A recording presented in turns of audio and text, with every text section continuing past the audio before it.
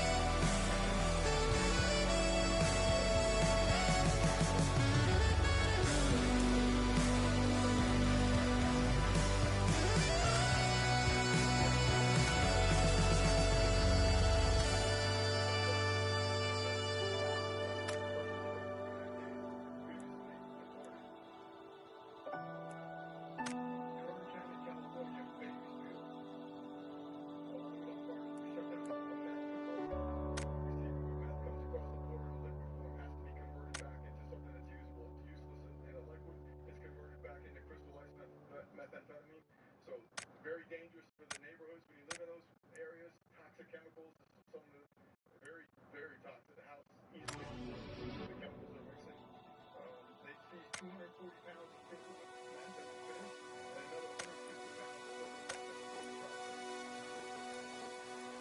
that was fully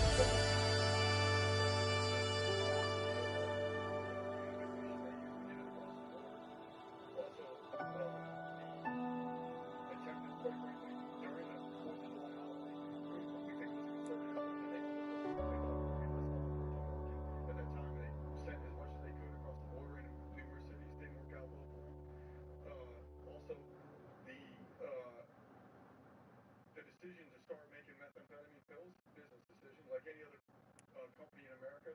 They look at what's unfortunately taking a pill has a lot less stigma than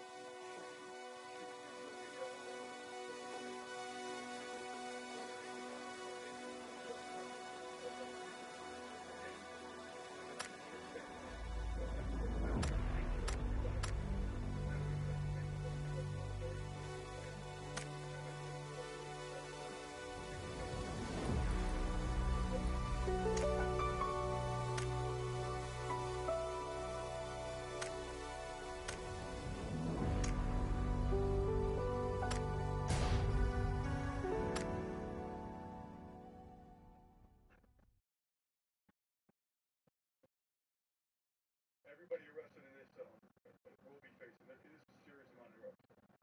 Well, I don't know off the top of my head because it was in multiple cities, but I think mostly pretty much it.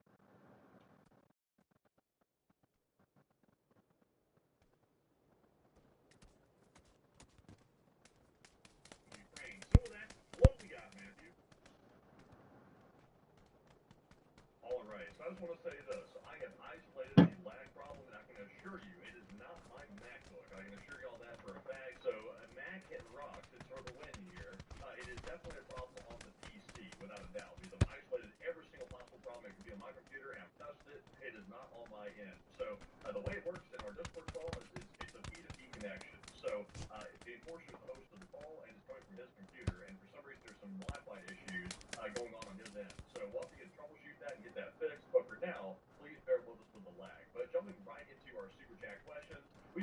first one here, which goes to Deminoac, who puts in a very generous $150 donation. And thank you very much, Deminoac, for that support. We appreciate that very much. And he said, can we hire Mossad for Russia leaders? And I'd have to say that I would generally say no. Like, I'd say that we shouldn't. I don't think that any intelligence agency should be running a foreign country outside their own.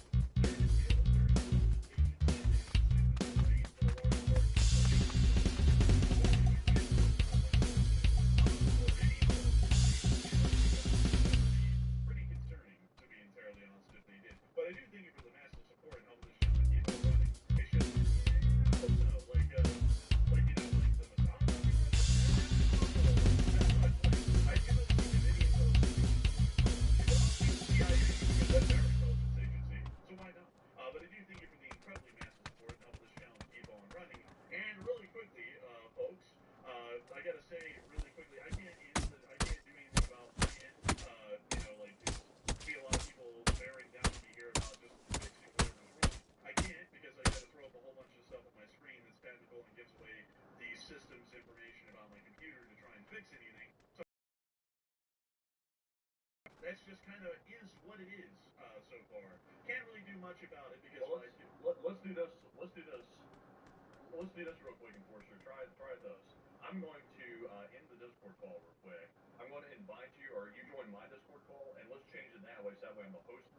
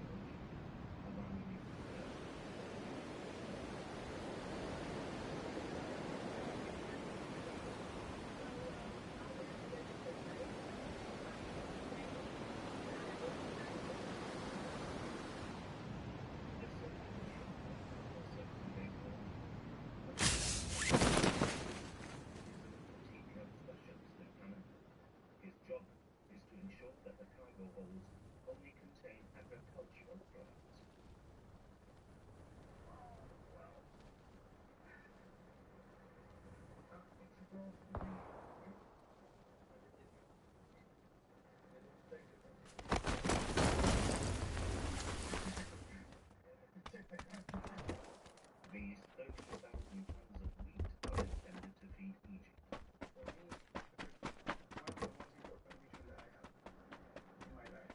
Once the green line test is given, the council will be able to deliver this highly anticipated wheat. The inspector will this time sail up to the Bosphorus and sea to load in Ukraine.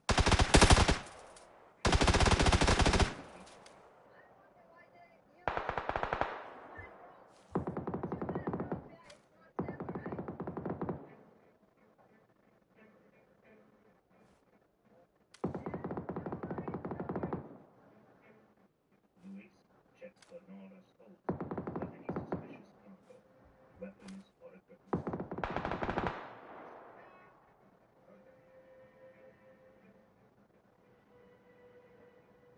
The check lasts 40 minutes and it gets a bit tense. The Russian inspectors demand that the identities of all the casino crew members be checked one by one.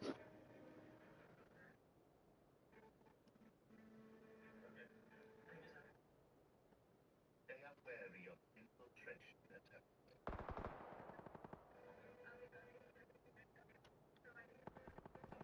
meets the captain on the route to Ukraine, telling him to avoid the mined area.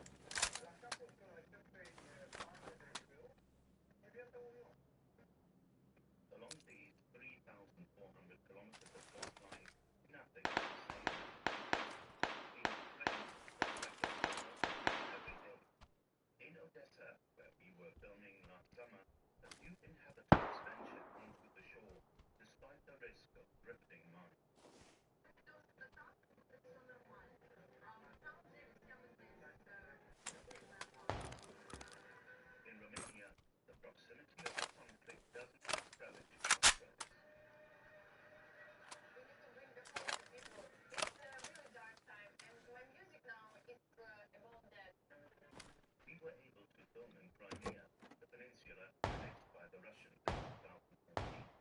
The military fleet celebrated there with more nationalistic fervor than ever.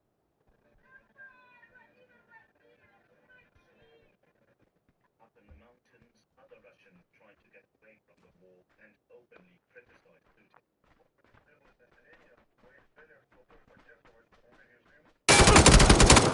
The Black Sea is threatened.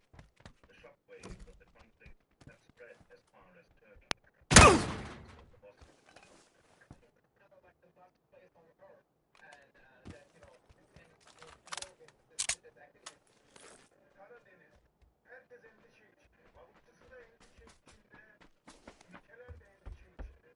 An investigation into the Black Sea in the shadow of war.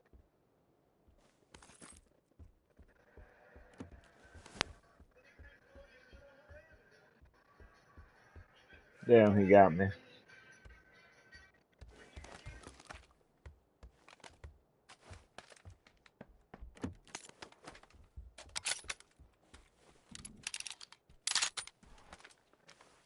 At its peak, the British Empire covered 24% of the Earth's land surface and ruled over 458 million people. But how did a small island nation become the largest empire in history? In this documentary, we will explore the strategies, conflicts, and historical circumstances that led to this unprecedented global dominance. We'll examine the impact of the Industrial Revolution and how it You may be prepared for storm season, but are you protected? Be sure with Window World.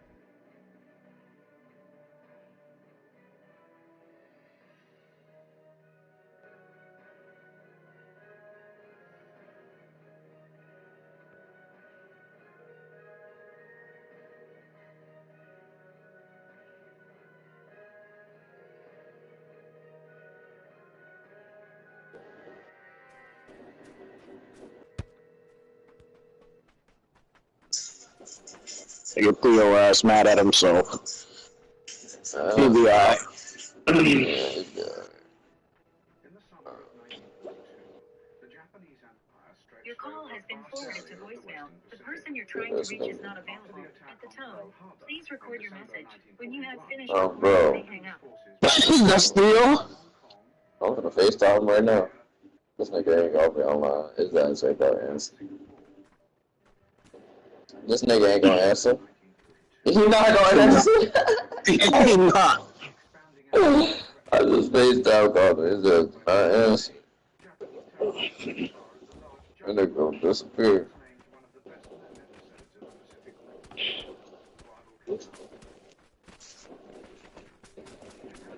Oh, shit.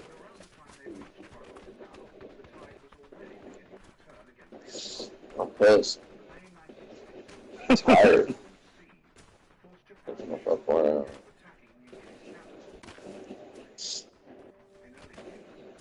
Ain't shit sad.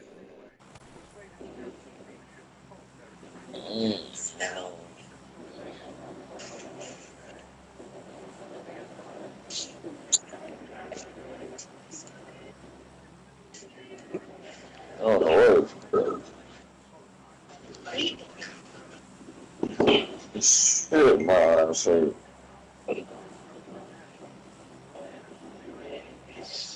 Alright. Oh, shit.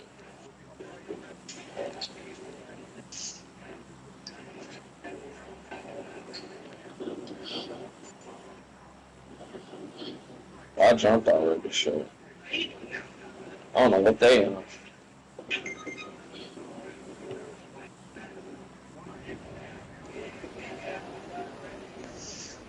Got woke. They on their own shit. And then, you telling niggas so he just fucking on the ground for it. Oh man, there's people over here. I see. Oh shit, there's people behind us too. Oh fuck. It's hot over here. Yes, it's loaded.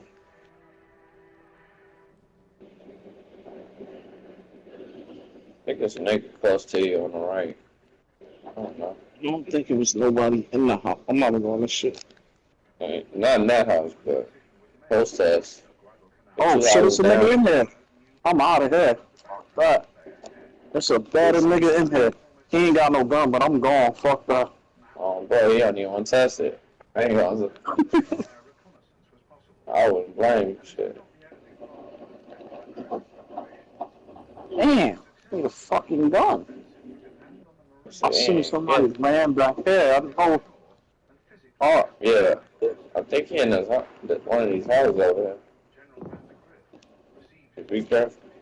Grab a gun. yeah. I got a gun. Alright.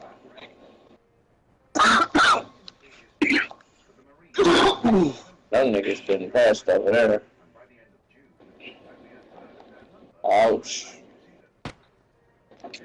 Shit, itch, boy.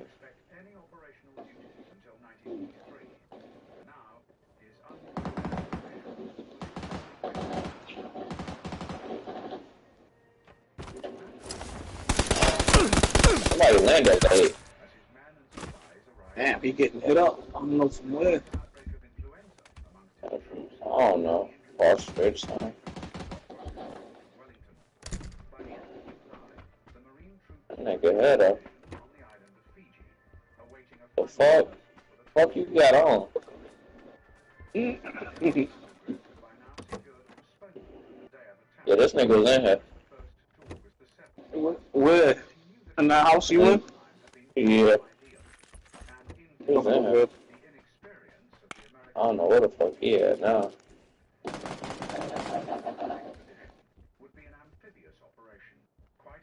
Oh, to the photo. That's what I do know. Up these stairs. He must have ran. Yeah, he's scared.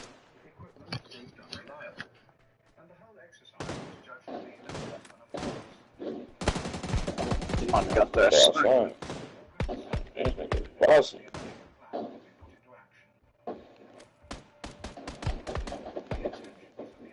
Nigga's happy, boy.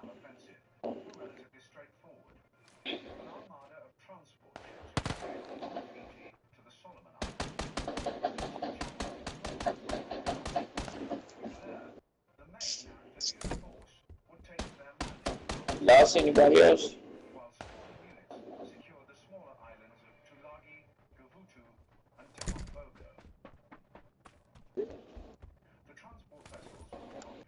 There must be people everywhere. I don't see nobody yet. I hear it. I know. Hearing niggas, but I don't see them.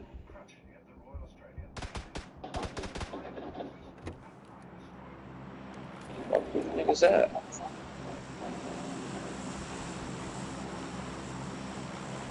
You gotta be in these houses. All the front of us, yeah.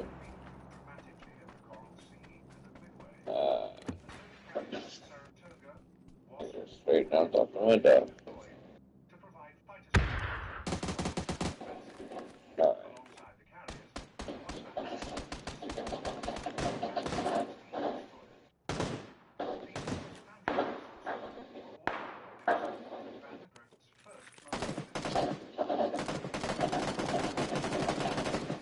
Where you getting hit Right from? behind us. Right behind us. Right behind us. In this tree.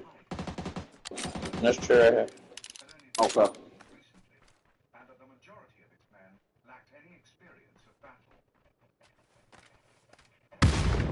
Oh yeah, that's why he moved. Where he coming towards you?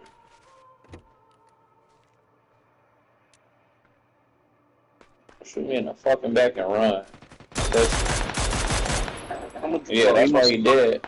Yeah, I'm gonna he's drop a smoking. thing. You got energy? I don't got nothing. I got painkillers. Actually, I'll drop you some.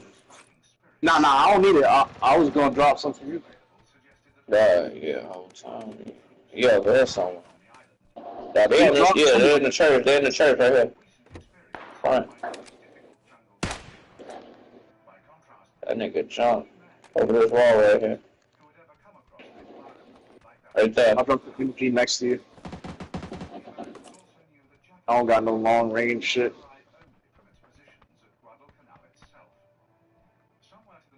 God damn it.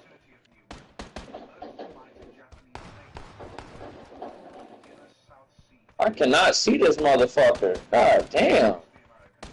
Like, this nigga get over the hump. Like, quick as hell.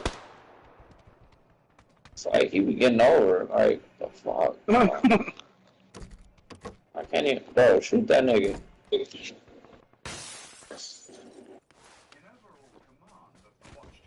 Right there. Yeah, over there, though. Father heard us. I ain't gonna be sitting there alone. Nigga. Okay. Definitely not a guy.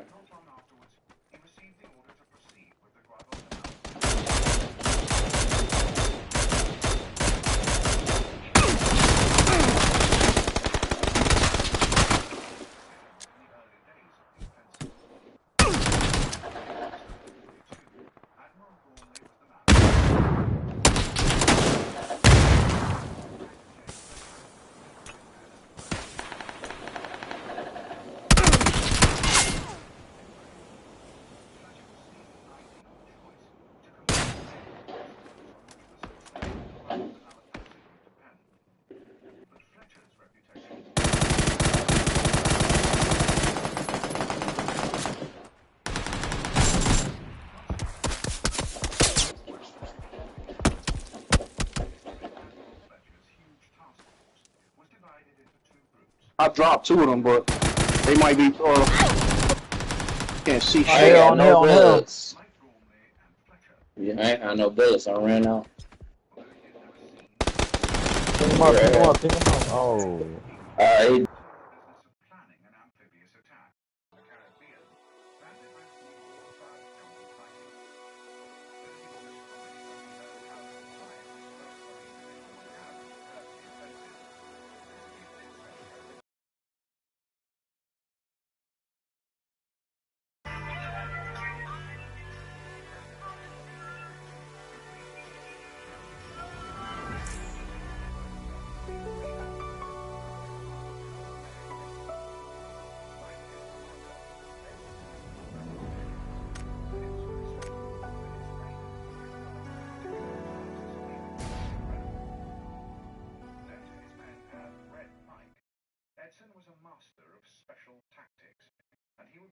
the most celebrated soldiers of the Pacific War. Closest to the pin for an all check?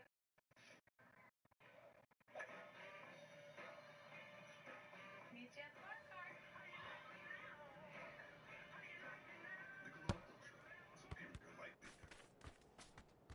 With Guadalcanal, the first location to witness his abilities as a leader of men.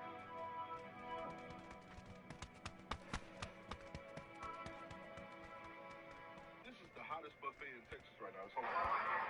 Hey guys, I have some really exciting news to share. Fuck everybody. I'm Yankee. I love myself. Yeah. In charge of Japanese naval operations. No. Yes. Was Vice Admiral Dmitry Mikhailov. Hi everyone. Hi. Are we drunk? I am drunk. No, This is fine.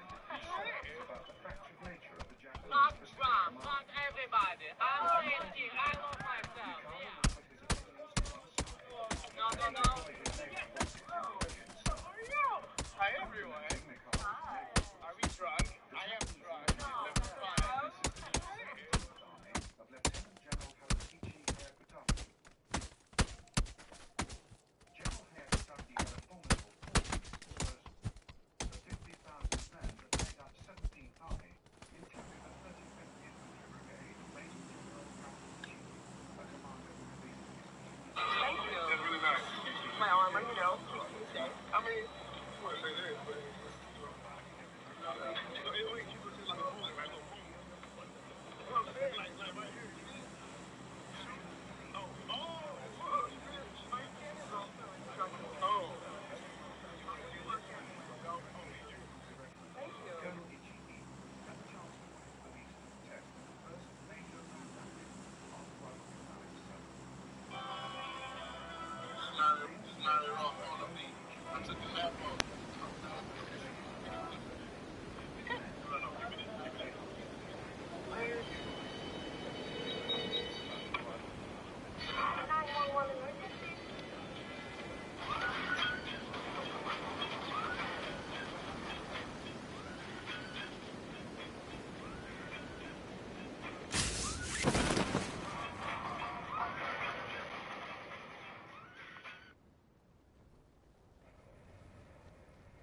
The American triumph at the Battle of Midway proved once and for all the importance of powerful carrier aircraft.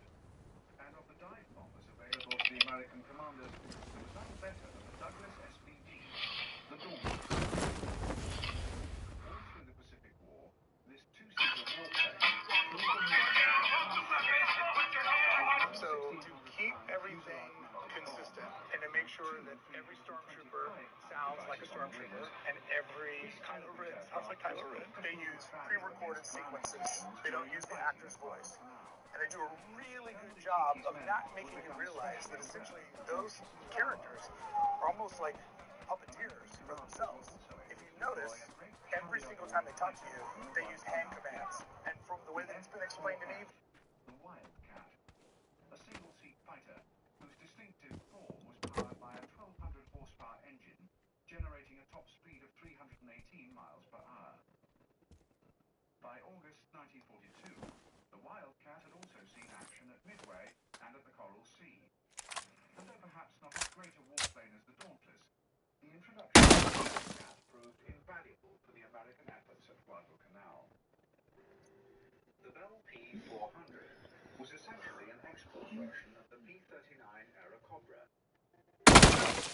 Lacked, amongst other components, the ability to fit oxygen, giving it a maximum ceiling of 12,000 feet. Unusable as an interceptor, its formidable armament of one nose-mounted 37mm cannon, 2.50 caliber and 4.30 caliber machine guns, together with two 500-pound bombs, ideally suited the P-400 to the ground attack role. With its unusual tricycle undercarriage and the engine placed behind the pilot, the propeller drive shaft running between his legs, the P-400 was not popular with the men who... Holy shit, there's somebody inside. There's somebody upstairs. He's upstairs in the bathroom. That was scary as fuck. I was like, what the fuck? There's one dude upstairs in the bathroom. He's on the stairs, he's on the stairs. Oh, you suck. How'd you not get him? He's back in the bathroom. Oh, no, no, he's not. No, he's not. He's on the stairs. He's on the stairs. He's on the stairs. He sees you.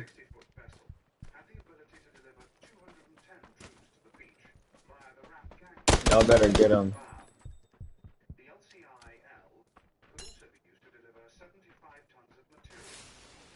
Just push him. 2 people push him. Don't let him 1v1 you.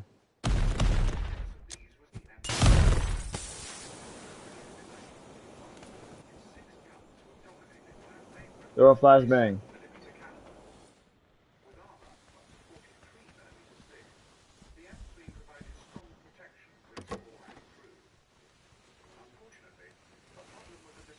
Y'all really love him. Oh, hell no. He in there. He in there. Alright, you're the last one. If he gets us all, y'all suck. I don't suck because I was the first one, but y'all suck. Y'all, you gotta get him now. He's upstairs.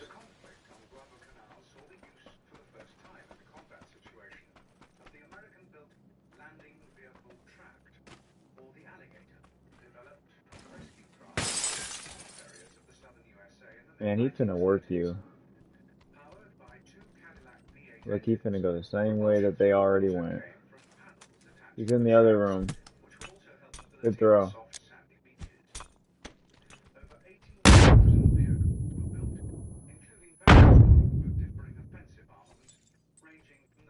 He's in the room that your teammate died in to your left. Main room, main room.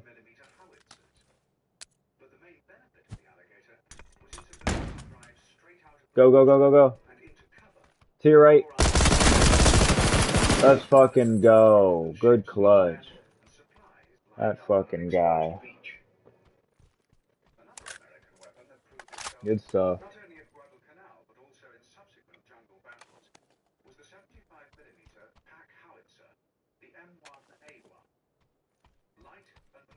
The flashbangs be OP in this game.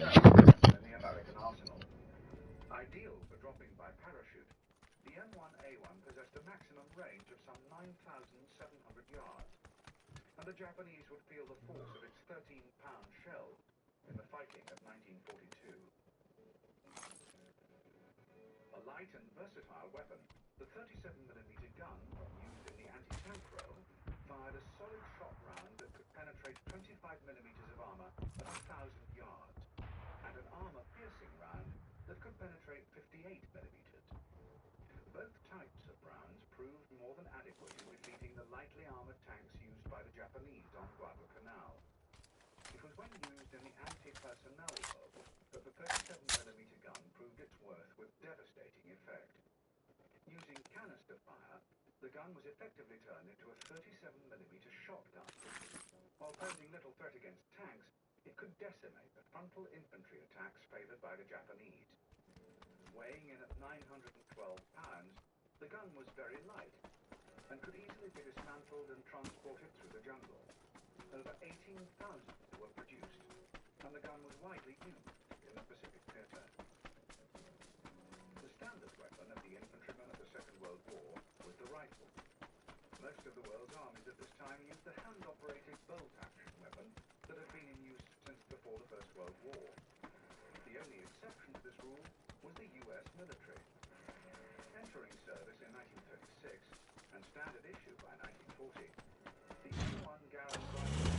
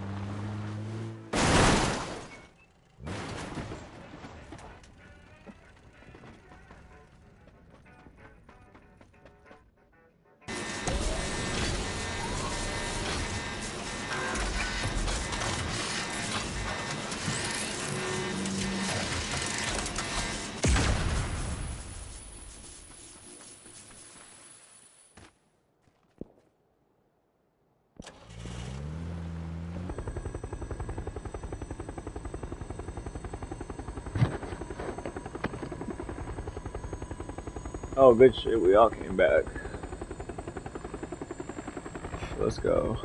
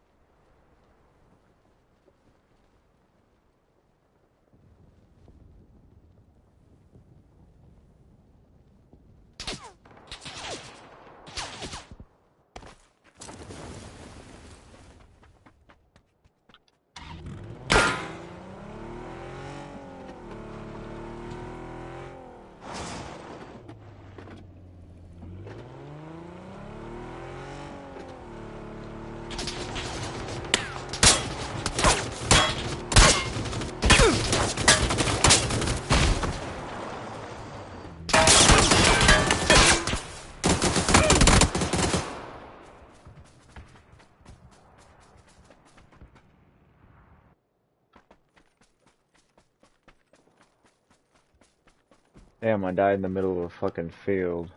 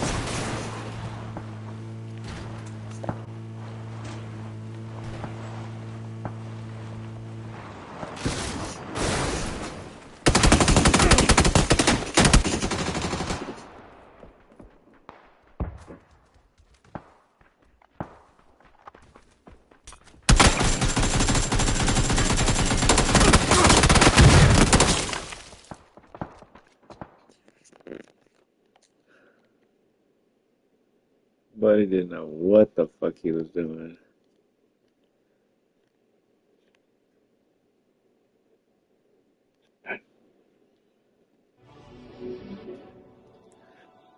Dark matter is matter, but darker.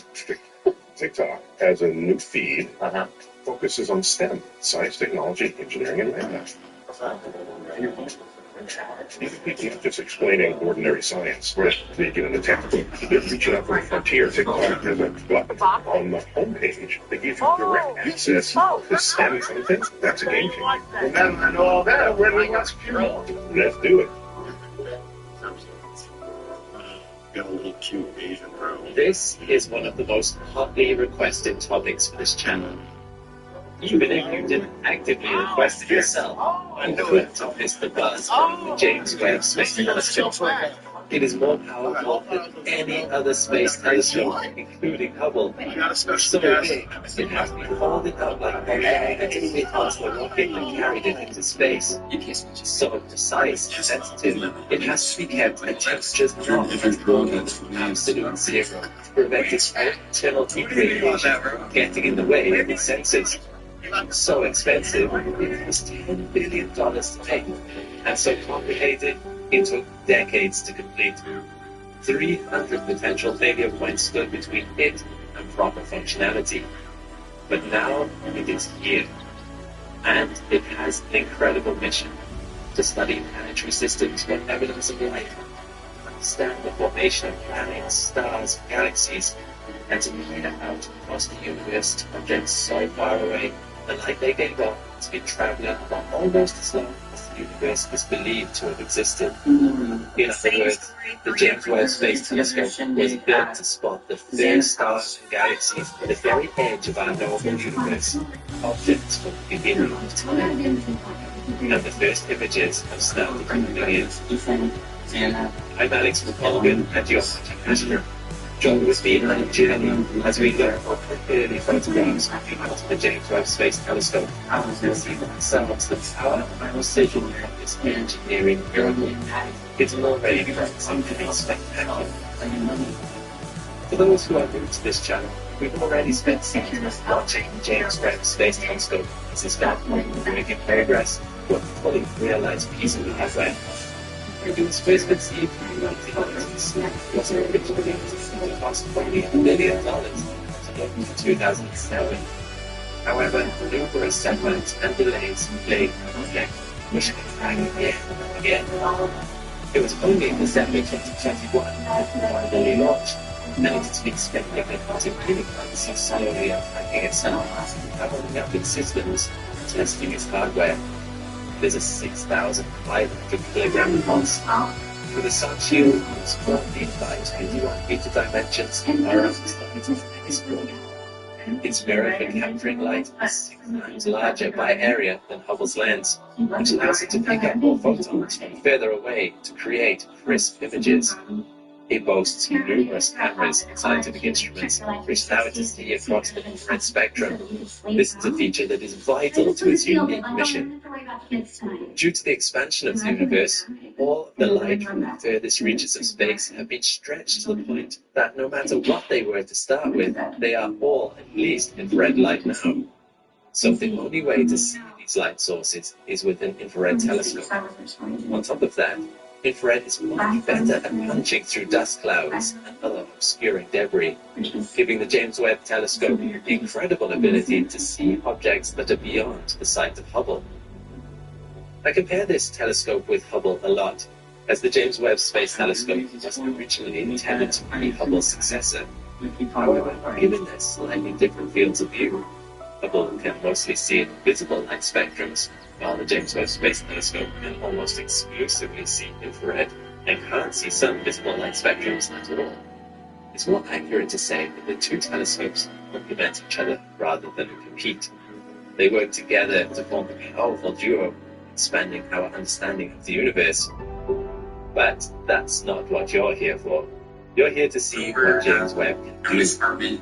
Beginning in our own galaxy, let's gradually expand our vision outwards towards the edge of the knowable universe. You are in for some spectacular sights. The first stop on our journey is a place known as the Cosmic Glyphs.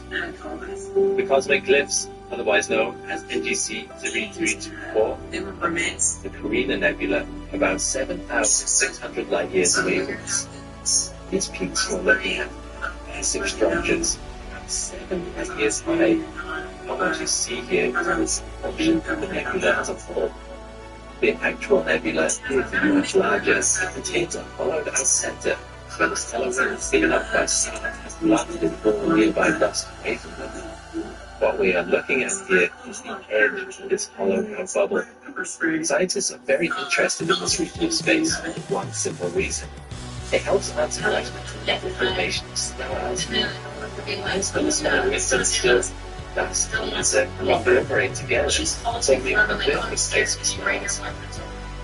However, the horsepower stargazer is full of new mysteries surrounding this process. How exactly do they form? What's the different stages look like? It's difficult to tell. Part of the difficulty with finding a toxin into the dust itself. What's vital to the process has also a massive impediment to seeing it is spent. It wraps around the falling stars like a protective canvas. What scientists can see around it is something's going on next. James Webb fixes that. It's only because this movie provides more detail on local footage, and thanks to James Webb's very mid-infrared instrument, peel back the layers of dust. See the Range Rover there? That's Haley Range Rover.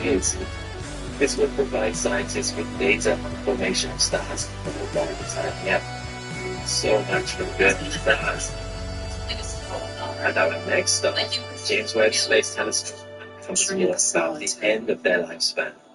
And for this, let's look a little closer to home to NGC 3132, otherwise known as the Southern Ring Nebula.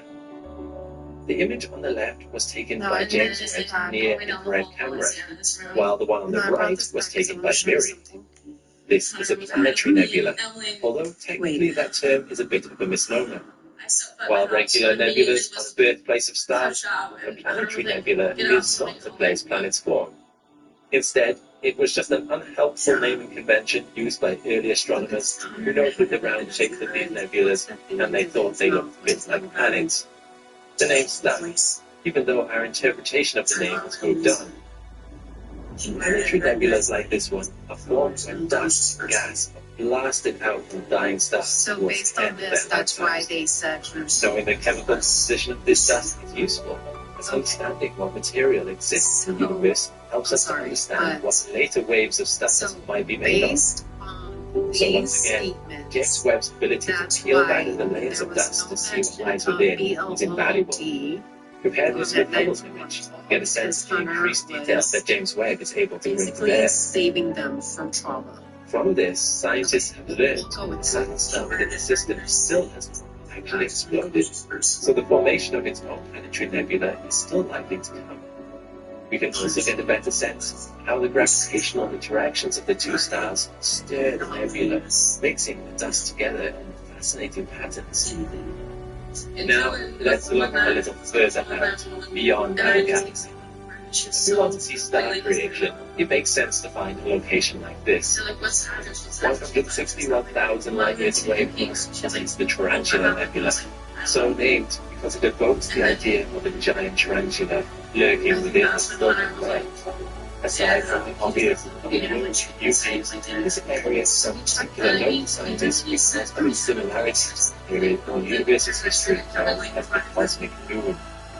At that point, which, to our best understanding, took place about 1 billion years after the universe began, star creation was at its most prolific. This form is situated there and looks something like this. James Webb has been able to see stars here that are only just coming into being, and fascinating experience trying to study. Let's look further out here.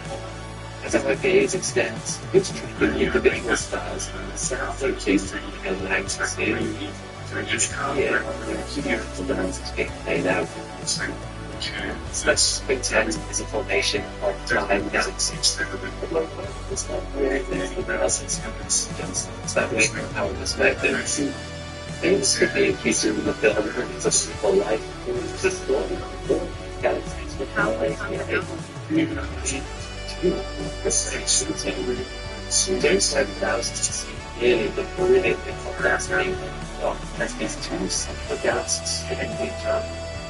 The galaxies are closest here, one and the energy well, this is a dance that is true of appreciable in scales like this one. This image was not taken like a single time, but actually was a composition of almost 1,000 separate images that James Webb took and scientists put together, giving it incredible resolution and picking out details. Let's look further out again, until even James Webb is straining to see. The image known as Webb's first deep field. This image is taken from an area so small, a single grain of sand held out at arm's length would block it from your view in the night sky. At this scale, individual stars are almost completely absent. Most of what you can see here are not stars. It can be too small to detect on their own. But galaxies, here,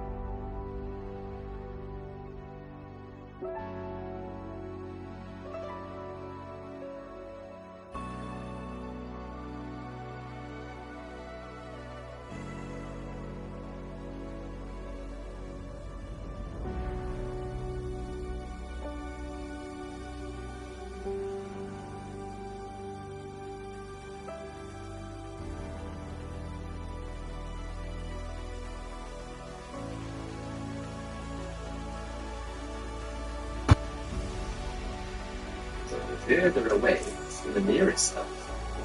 Yet we can travel even further, to distances that seem beyond comprehension. Nicknamed Arendelle, WHL0137-LS is a star in the Cetus cluster, whose light took over 12.9 billion years to reach us. However, due to the expansion of the universe, distance between Arendelle and ourselves is now even greater, 28 million light years. We are just seeing it where it was 30 million years ago. Arendelle is suspected to be 50 to 100 times the size of our Sun, and due to its enormous mass, it's expected to explode as a supernova in 100 years, respectively. Nicknamed Erenfell after the old morning star, rising light, the name is actually a reference to David Morales' character Erendel, traveled through the sky carrying a beautiful and bright star. Outside of its interesting name and impressive size, Erendel also has an effective surface temperature of at least 20,000 Kelvin. It is not much hotter than our Sun. There is also a small possibility that it is a combination of three stars, which means it will contain almost no other elements besides hydrogen and helium, and look far brighter than star.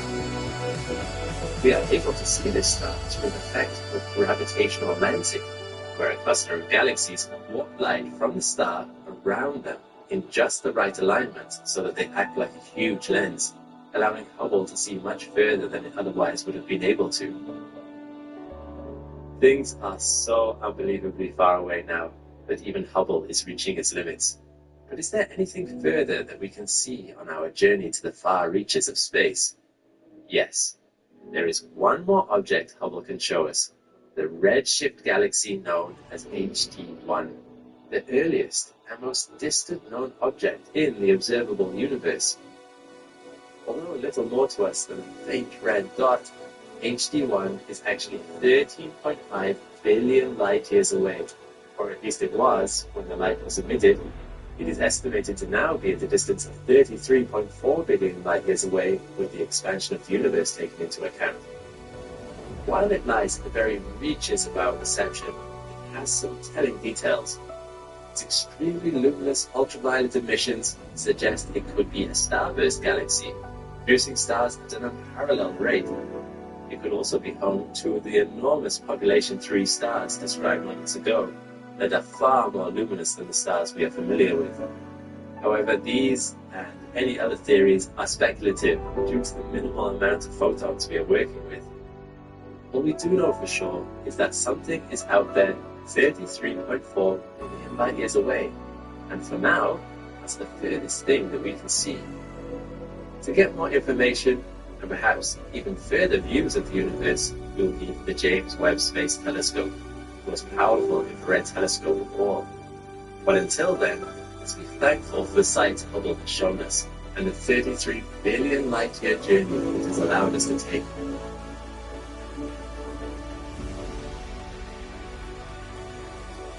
This is one of the most hotly requested topics for this channel. Even if you didn't actively request it yourself, you couldn't have missed the buzz around the James Webb Space Telescope.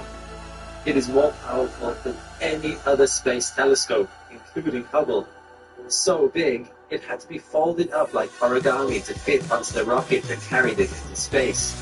So precise and sensitive, it has to be kept at temperatures not much warmer than absolute zero to prevent its own internal heat radiation from getting in the way of its sensors. It's so expensive, it cost $2 billion to make. And so complicated, it took decades to complete. 300 potential failure points stood between it and proper functionality. But now, it's here. And it has an incredible mission: to study planetary systems for evidence of life, to understand the formation of planets, stars, and galaxies, and to figure out across the universe to objects so far away the light they gave off has been traveling for almost as long as the universe was believed to have existed. In other words, the James Webb Space Telescope was built to spot the first star and galaxies at the very edge of our knowable universe, objects from the beginning of its way. And the first images have started coming in. I'm Alex Hogan, and you're watching my script. Join with me in the journey as we look onto the early photographs onto the James Webb Space Telescope and see for ourselves the power and precision of this engineering miracle. It's already promising to be spectacular.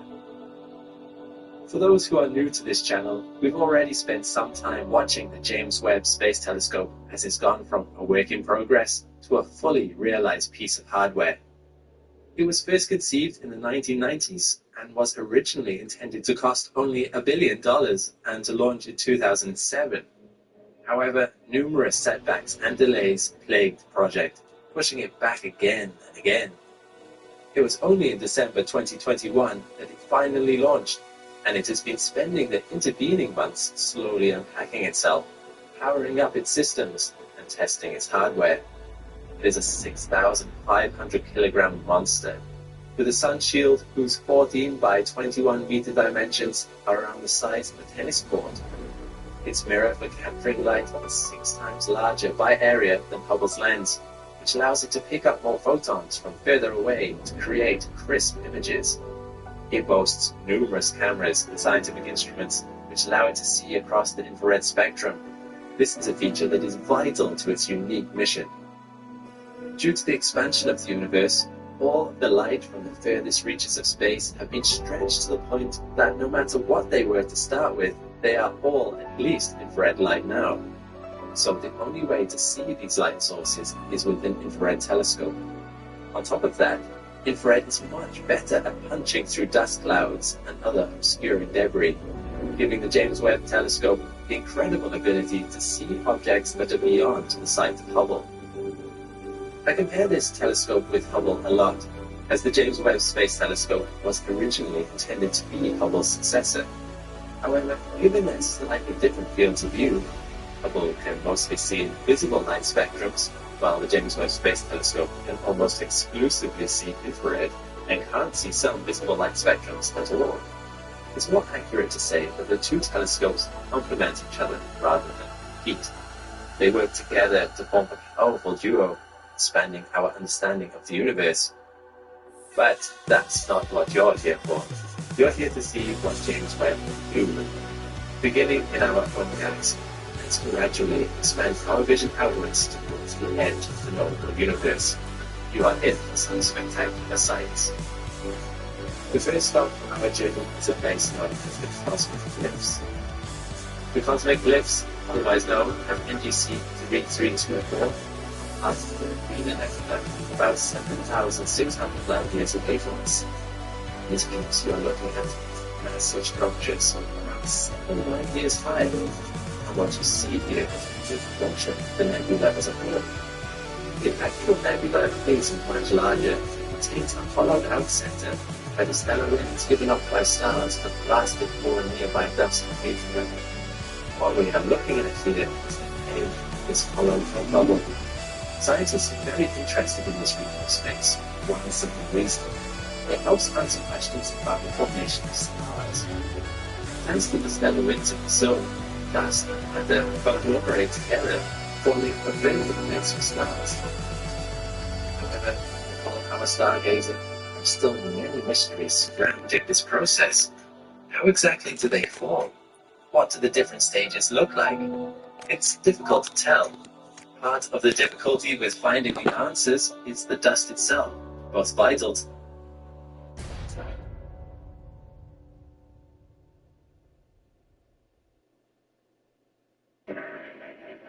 12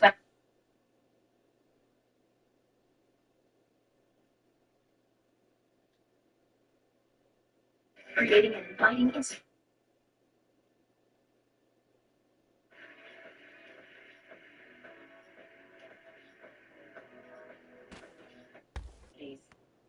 They are prioritizing helping out-of-state political operatives abuse the voting rights and distort the political will of Texans so that national Republicans can try to hold on to their majority, their slim majority, their disappearing majority in the United States House of Representatives. That is what this is. This effort is not about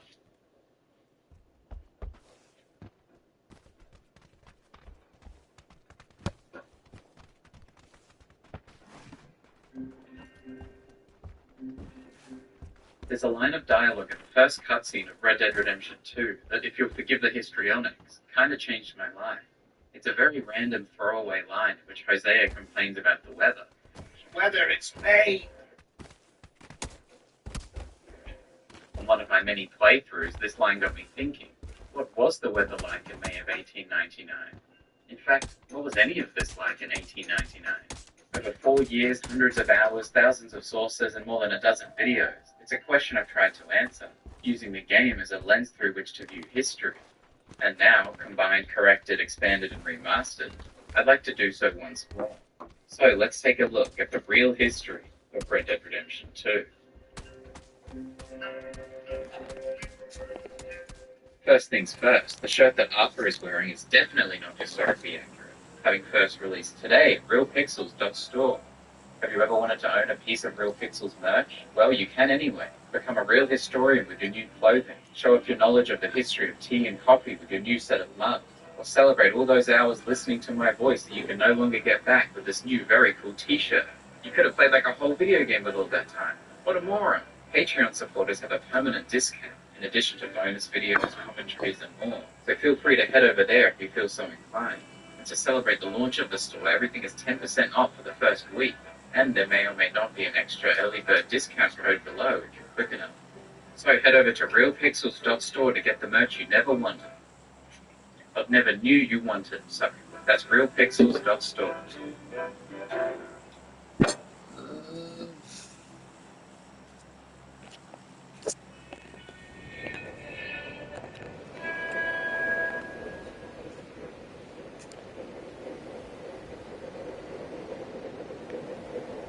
The game's opening text is entirely accurate. By the end of the 19th century, the Old West was nearing its end. The 1890 U.S. Census showed that the frontier had nowhere else to come. The Civil War was long since over, and laws were commonplace. Historian Frederick Jackson Turner argued that the American frontier had already come to an end by 1893, citing the end of westward expansion and the arrival of civilization. However, in support of the Red Dead game, several historians believe the period lasted just a bit longer, typically up until the 1910s, citing Arizona's admission to the Union and the events preceding World War I. Some gangs still roamed, but they were being hunted down and destroyed. In fact, a lot of gangs were ultimately destroyed around the turn of the century. The Albert Styles gang, formed in 1899, ended when one of its leaders was captured in Mexico in February 1904. The Chacon gang, a dangerous group formed around 1890, was finally stopped when the leader was captured and hanged in 1902. The Ketchum gang, formed in 1896, ended after 3 years when its members were captured, sentenced, or hanged. Few gangs made it very far into the 20th century, and the Van der Linde gang is on a path to suffering an unfortunately similar fate. In the gang's first appearance, they're moving wagons with horses, which is, of course, entirely historically accurate. Horses were domesticated thousands of years before the game was set in, and horse-drawn carriages have been used for just about as long.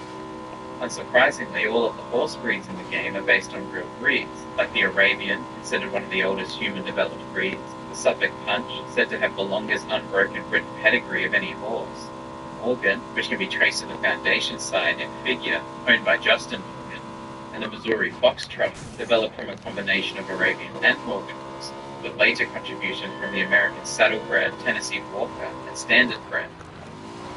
The state in which the Van der Linde gang are traveling, Amberino, could be based on any number of Rocky Mountain states like Idaho, Montana, or Wyoming, but a lot of evidence points towards Colorado.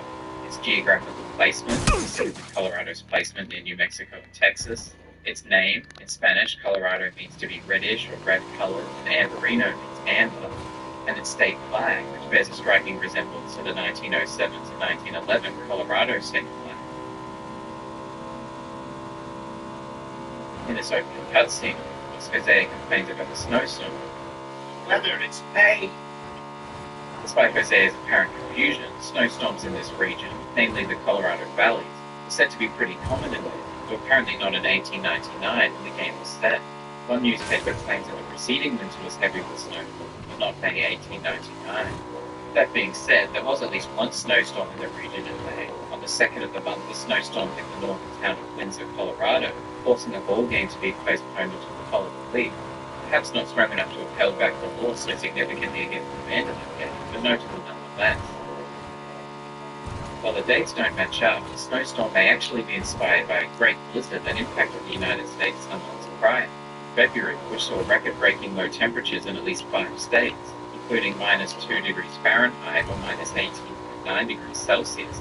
Florida, Montana went as low as -61 degrees Fahrenheit, which is -51.6 degrees Celsius, but even that wasn't a record low. It impacted much of the country. Ice was even seen flowing past New Orleans down the Mississippi River to the Gulf of Mexico. It's estimated that more than 100 people died during the cold wave. with significant deaths and damages caused to livestock, crops, and infrastructure. Eventually, the Vanderlyn gang settled down in Colta, a mining town that was abandoned during a storm 15 years prior. In real life, the mining industry boomed about 50 years before the events in the game, during and after the California gold rush in 1848. After about 10 years of mining, California's resources began to wane. By the 1860s, prospectors were moving towards the mountains. Colorado experienced an enormous boom after the discovery of silver in Leadville in 1879. Around 1893, however, the price of silver dropped rapidly. Several years of depression in the state followed, and mining towns were abandoned. In the 1990s, more than 18,000 abandoned mines were identified in Colorado alone. Interestingly, it appears the abandonment of Colta in Red Dead Redemption 2 was not due to the price of silver or any other metals. It's due to heavy snow. And it's not the only mining town to have suffered such an incident around this time. In December 1883, a boarding house for the Virginius mine outside of Ouray, Colorado, was swept over by an avalanche, resulting in at least 6 deaths. However, unlike Colta, the mine, owned by the Carolina Mining Company, was not abandoned. It had 35 employees at the time and continued to operate, eventually becoming known as the Revenue Mine. Also in 1883, a 23-day blizzard in Colorado could have led to a single fate. The blizzard blanketed the mining town with 25 feet of snow, forcing the locals to dig tunnels simply to move between buildings. Despite this major setback, the mine continued to grow for several years, and in 1904, the Goldsmiths Mill was constructed. Eventually, however, it suffered the same fate as most mining towns at the time.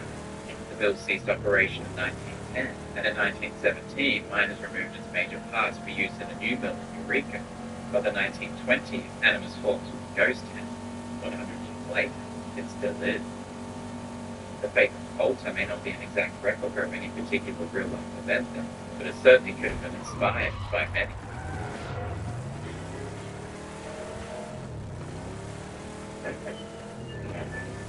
The next few scenes of this mission feature several interesting historical connections, obvious though some of them may be. The gang used fuel-burning lanterns to light their path, and this is an item that Arthur can use all throughout the game.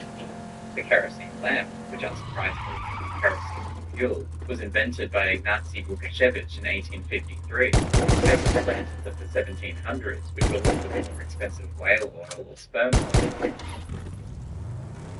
After Davy's death, the gang brought coins over his eyes. It's often believed that this ritual dates back to the ancient Greeks, but there's actually a well-known appearance of here around the 2nd century AD. In reality, the coin was placed in or on the mouth of a dead person as a payment or bribe to the ferryman who transported them from the world of the living to the world of the dead. Much later, in Gaelic-speaking areas like Ireland or Scotland, placing coins on the eyes of a dead person was more of a practical tool than a religious one. It was used to stop the eyes from spreading open due to muscular contraction, which would have been pretty disturbing. Eventually, this version of the tradition made its way to the Old West, and evidence of the Vanderlyn gang, where its prevalence is even less surprising considering Molly and Sean's Irish heritage. Nowadays, however, morticians simply glue the eyes shut, or use eye caps to hold the eyelids in place. When Arthur, Dutch, and Micah make their way to the Antler Ranch, they tether their horses to hitching posts. These, of course, were very common during this time period. They were essentially the parking spaces of the time. They likely originated in Europe in the 1600s, and when they made their way to the US, were typically made of stone or wood. Charles Bush of Newbury, New York, was issued the first patent for the hitching post in 1861. Many others followed in the next few decades with more patents in many different designs, and by the end of the 19th century, they were as common as they are in the game. Interestingly, there's a story from Kansas City, Missouri in 1899, in which the city forester believed the addition of more hitching posts would lead to fewer injured trees, which suggests their growing popularity. The men at the ranch recognized Dutch and moved to attack, so Arthur, Micah, and Dutch killed them, the first of many people to be killed throughout the game. Wars may have been commonplace at the turn of the century, but violence was certainly not uncommon. Possibly part of the reason for violence was the law. By the late 19th century, the US had largely moved away from its original English laws and adopted ones that allowed people to use force in response to threats. There was no longer the duty to retreat, and that remains the case in most states today. The sheer volume of deaths accumulated by the Vanderlyn gang throughout the game is certainly extreme, though largely understandable considering the media. In real life, some of the gangs who mirror the Vanderlyn gang, like Butch Cassidy and his Wild Bunch, were known for their avoidance of violence for the most part. Butch was known for breaking the law, but not for murder. reaching your financial goals can feel impossible. Credit Karma gives you personalized guidance to improve your credit, savings, taxes, and more, so you can find your way to money. Intuit Credit Karma you can count on.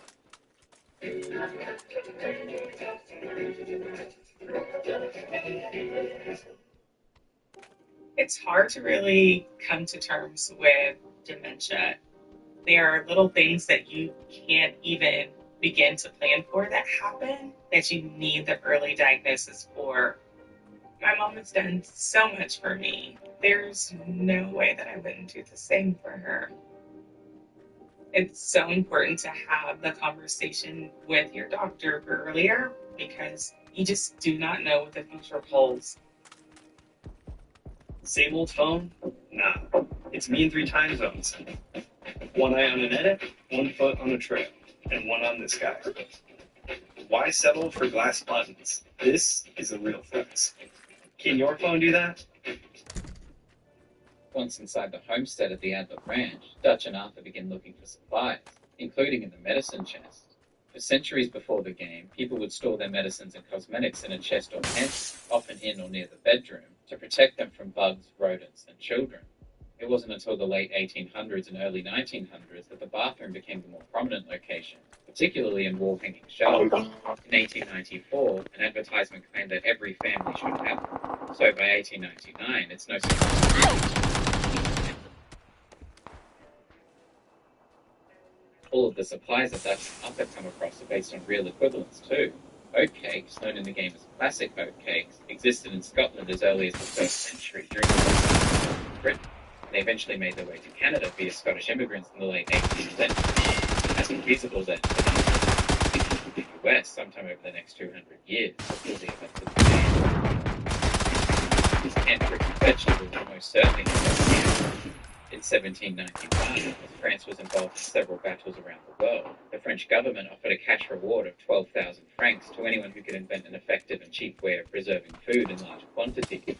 Enter French confectioner and brewer Nicolas Père, who observed that food packed into airtight champagne bottles did not decay. He soon progressed to glass containers. In 1810, a British merchant patented his own method, said to have actually been created by a Frenchman, but this time packed within a tin can. Thus, modern-day canning was born and made its way to the States. The first factory being established in New York City in 1812 by Robert Ayres.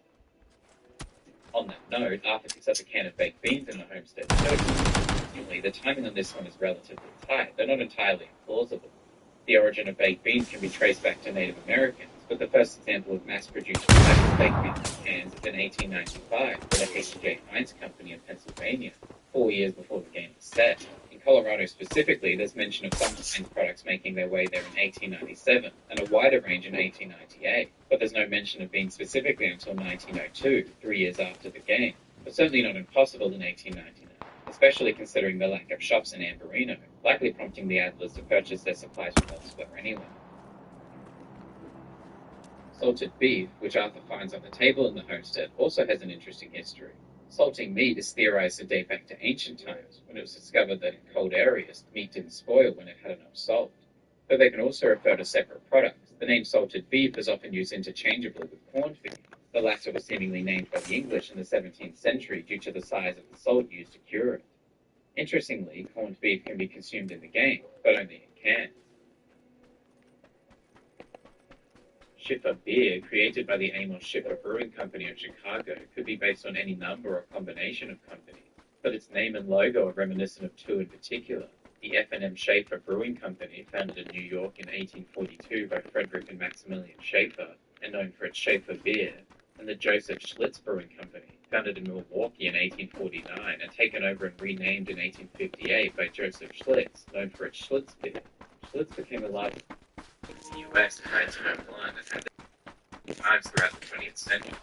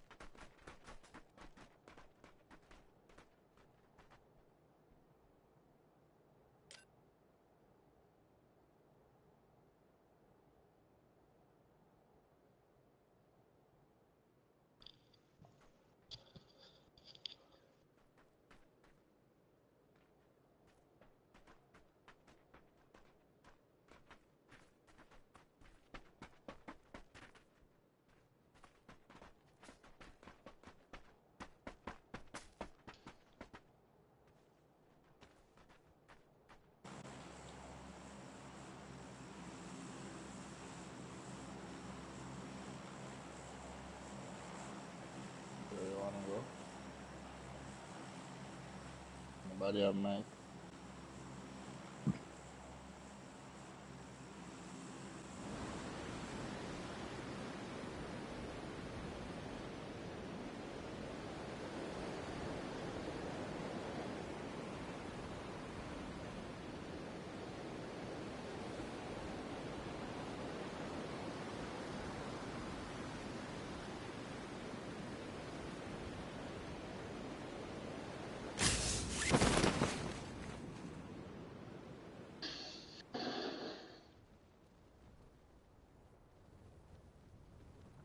Oh, fucking team.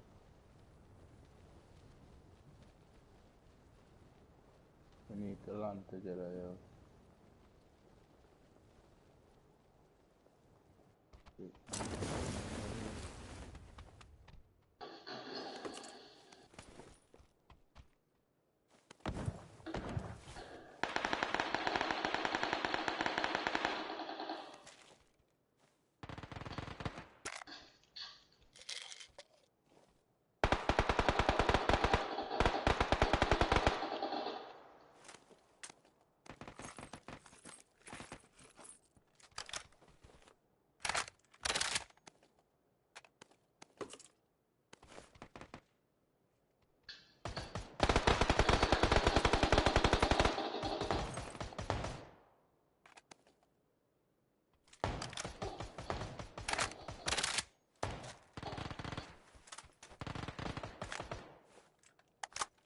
Hey, man, what the fuck?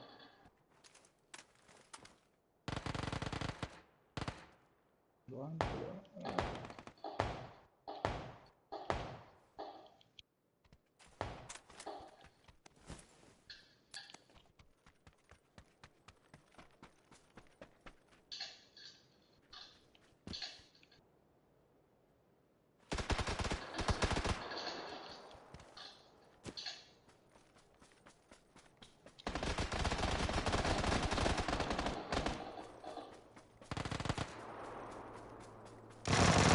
Yeah, group up, guys.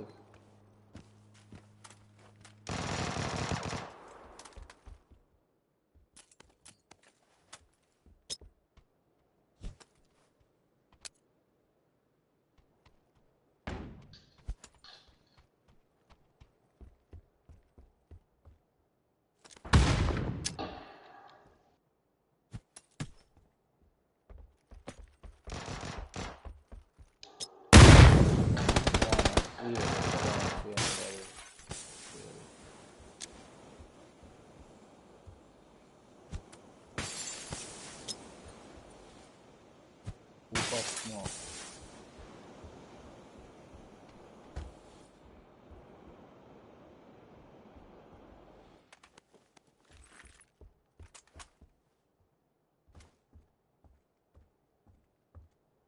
One on here, we can-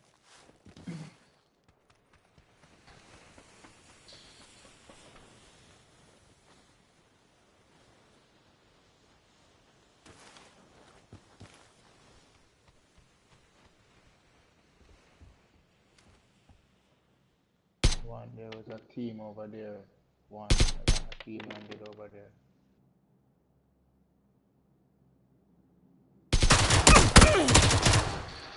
Tell us a team landed over there.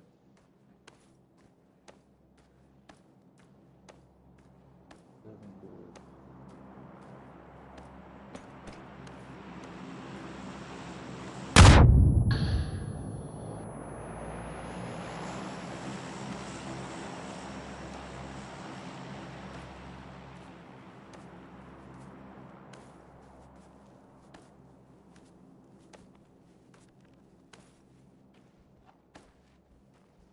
There's no smoke or seal it.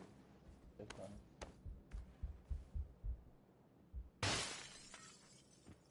Jumping out.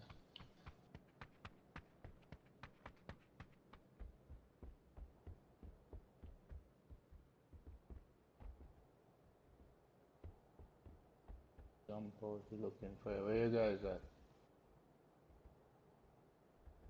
Yo, fresh ball. What's up, brother? Come over here, let's go get one. I have a team on me. Alright, we coming. And a crate just dropped beside us too. There's an orange thing right here.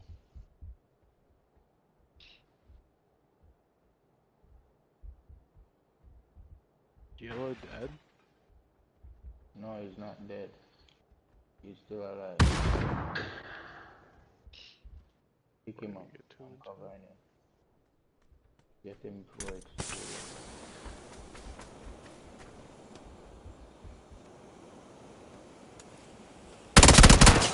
Oh, fuck.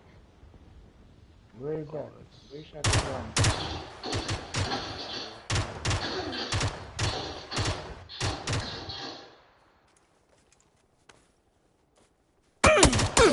Now the building, dog. I got you too, huh? Where's he at? Where? I'm a camp inside the building. Up top, upstairs. Upstairs. Don't push, bro. They're upstairs. I'm not pushing, I'm not pushing.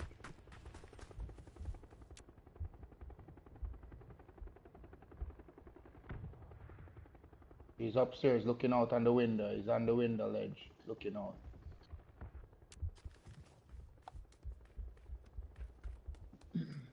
There's more than one in there for sure. Yeah, there's a team. That's why I tell you, number one, don't go over there. There's a team over there.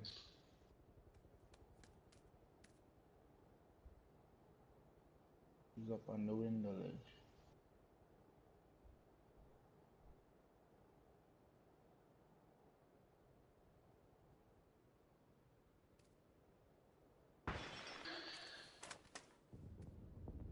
Dog, you can't just turn your back like that.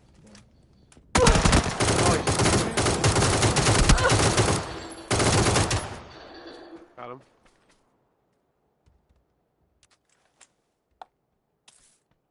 Fuck.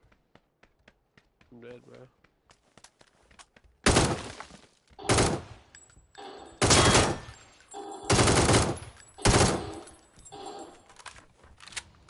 Oh, fuck.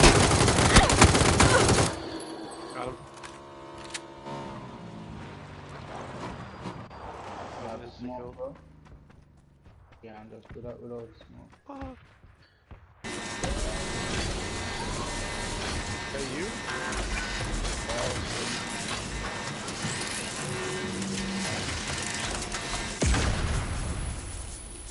Suicide mission. A bad boy.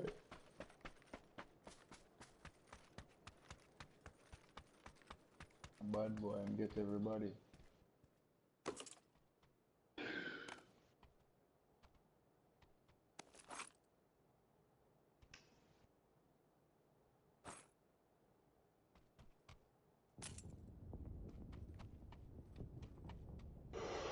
There's a crate next to us, dude.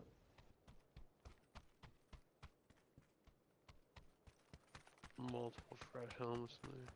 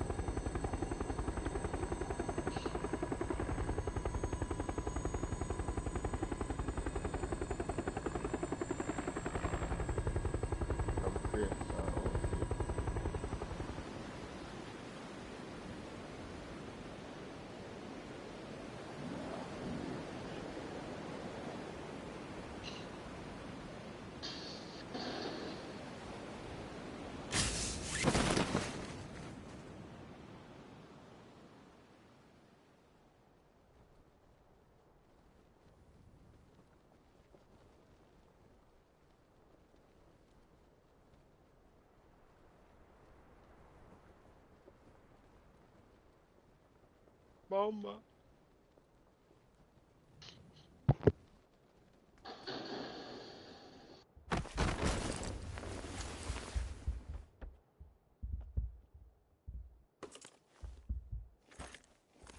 Yo, vehicle out here too.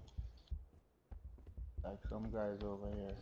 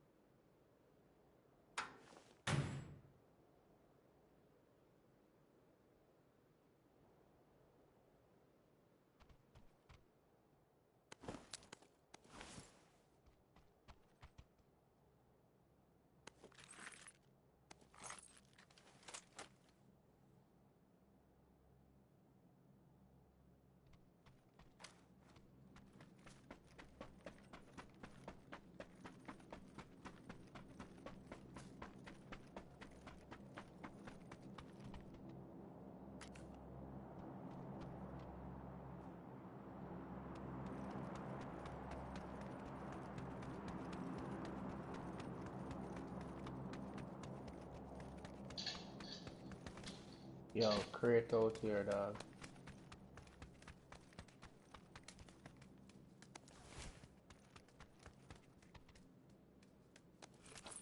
Ghillie suit in this one. Get this one, ghillie suit in this one. Ghillie suit in this as well. Ghillie suit right here. Come on, guys. 4 ghillie suits here. Come on. Get ghillie suits here.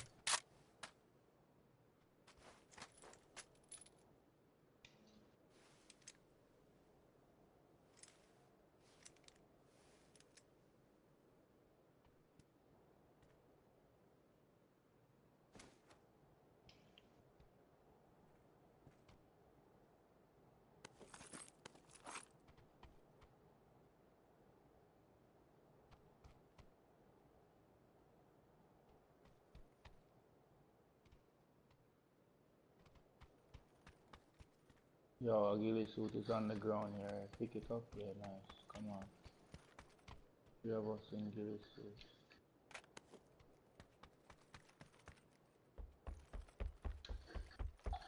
There's number 1.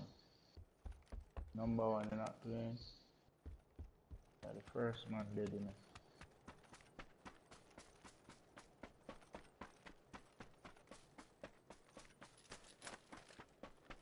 Yo, this is far to go in. Yeah, van over there. Number 4, get that van now. Move like this. Someone can drive over. Number 1 now, play. Please.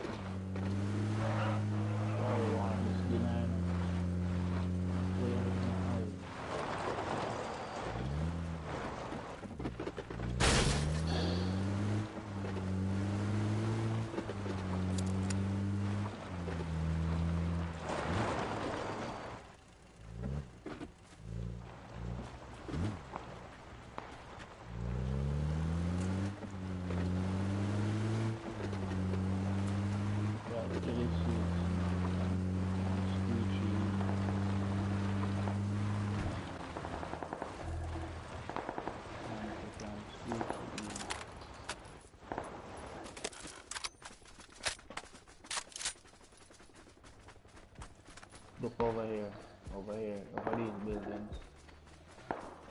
The roof. Yo, fire, ping before you fire, dog. Ping before you fire. I got this one, don't fire. Anybody got any boost?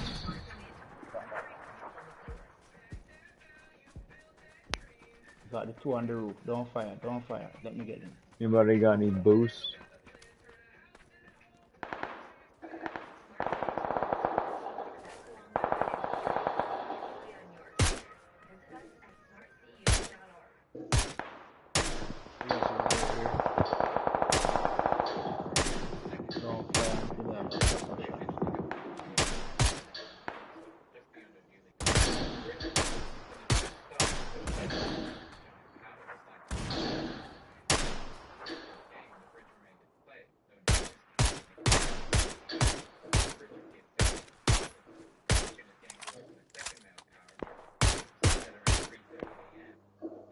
Yeah, kill that one. Nice. Somebody.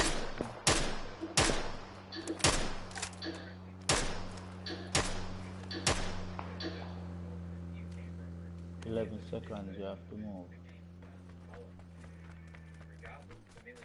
But they're on this compound over here. No reason to stay on this hill, vulnerable as hell. Come on, move inside. Move inside. Leave them, let them fight, let them fight. Let them fight over there. Watch the kill. Let them fight.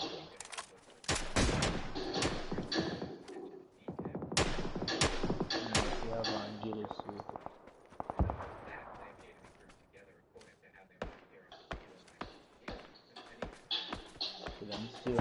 Hey, you're gonna attract a lot of attention coming down the hill. Bro, you see this? I'm telling us to leave the fucking man them and stop fire, bro. And give her the fucking location. You see this? Stop fire for a man them, my youth, and give her a location. Yeah, y'all stuck on that hill.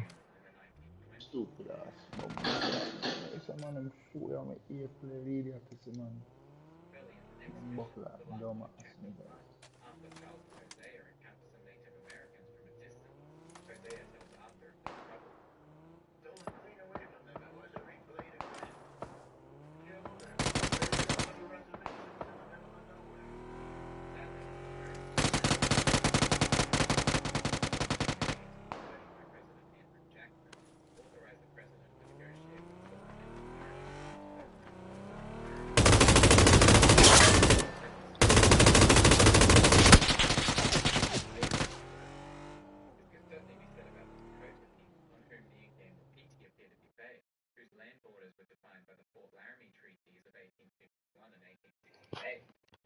Broken by white settlers in the US government, leading to wars that killed hundreds and significant reduction of Lakota land, including the unilateral and illegal seizure of the Black Hills Mountains. In the southeastern United States, part of the forced displacement of Native Americans over the last years,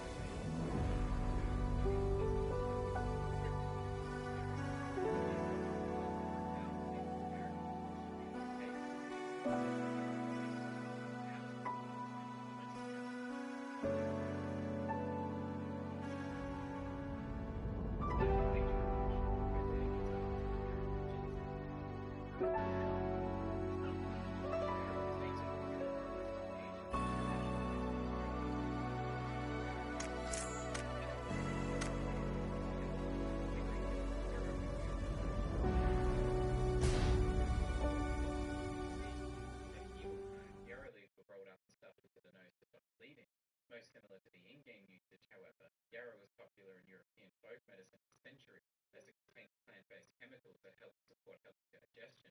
In the game, yarrow replenishes Arthur's health and can be crafted into medicine, so its usage is fairly accurate. American ginseng, meanwhile, discovered around 1960 in Canada, and in the US, it's native to the deciduous forest of the east. It was one of the earliest marketable herbs to be harvested in the country. In 1860, more than 120 tons of dried ginseng root were shipped from Minnesota to China. In the US, pharmacists classed the herb as rather mild, but the Chinese apparently believed it to be powerful, so it is derived from the Greek word panacea, meaning universal remedy. Not quite universal, or maybe extrapolation, but certainly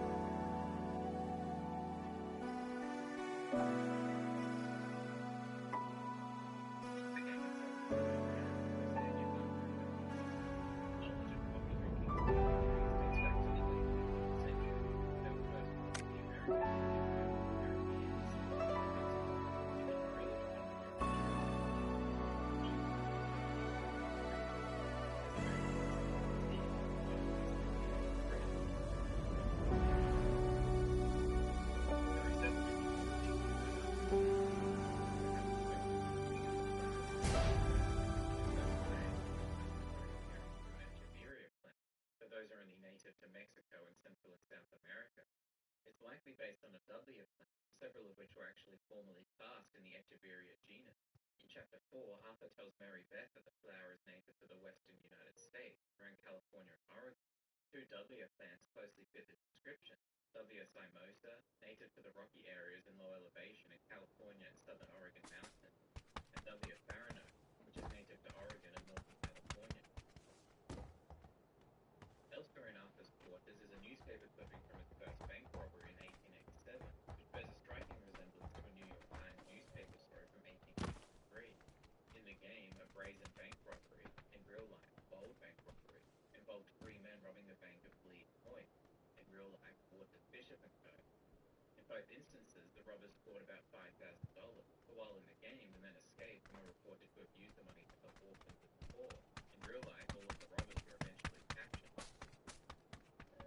story of the men using the money to help poor people and orphans may be inspired by similar stories attributed to Jesse James, though their truthfulness in both instances is questioned. Over in Dutch's sleeping quarters are a few books, several of which appear to have real-life inspiration. Existence in Oblivion by Nikolai Fedorov is not a real book, but Nikolai Fyodorov was a real Russian Orthodox Christian philosopher.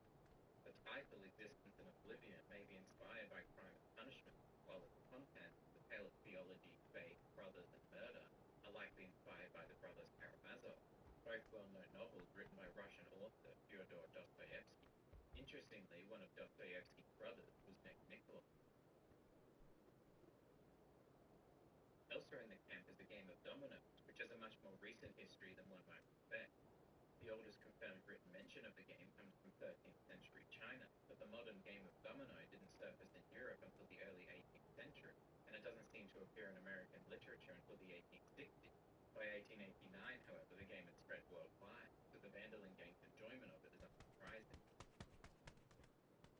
Within the camp, the Vanderlyn gang keeps some chickens around. Chickens arrived in the New World in 1493 as passengers on Christopher Columbus's second voyage to the Americas, so they're nothing new, but by the end of the 19th century they were becoming rarer, as many people began moving towards industrial cities. To eat chicken, especially chicken salad, around this time was a symbol of wealth, as the rarity of chicken in cities meant that only the rich could afford to eat it.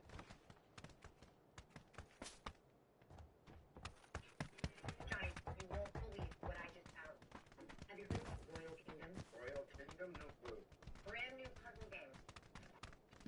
Not interested. The game doesn't even need Wi-Fi. You can play from anywhere. Space, a remote island. No Wi-Fi? That's weird stuff. What about the support you have? Zero and Zero and sure. yeah, it's free to play. Free, no apps, no Wi-Fi. See? Here they come right number 3 in the world of Royal Kingdom. Just what the sound of your voice.